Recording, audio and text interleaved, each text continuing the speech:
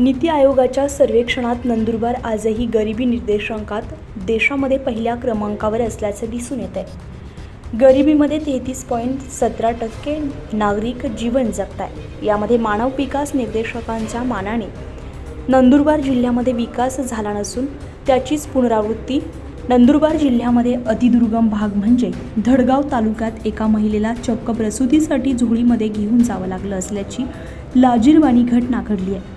अलका आकाश पावरा असं या मातेचं नाव असून ही घरून निघाली असता झोळीतच प्रसूती झाल्यामुळे आरोग्य विभागाचे धिंडवडे उडालेत. 100पेक्षा अधिक लोकसंख्या असलेले गावे असून आजपर्यंत रस्ते नसल्यामुळे आरोग्याच्या सोयीसुविधेचा फायदा मिळत नाही. जिल्हा परिषदेमध्ये लेखाशीर्ष 3054चे कामे कोटींमध्ये होत असताना धडगाव तालुक्यात रस्ते नसल्यामुळे निधी नेमका कुठे वापरला जातो असा प्रश्न उपस्थित होतोय.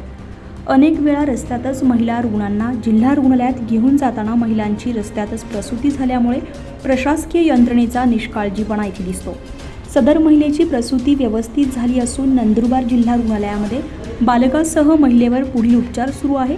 नंदुरबार जिल्ह्यामध्ये अतिदुर्गम भागात कोटींची कामे मंजुरी झाली, बिले कागदावरच काढली गेली, मोठ्या वृत्तपत्रांत जाहिराती देत सर्व जिल्ह्याचा विकास झाला असं दाखवायचं, मात्र प्रत्यक्षात ग्राउंडला भयंकर परिस्थिती आहे.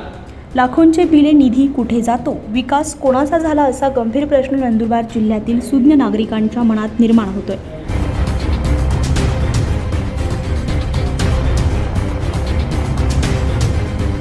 ट्वेंटी फोर लाईव्ह महाराष्ट्र न्यूजसाठी पंकज अहिरे, नंदुरबार, नवापूर.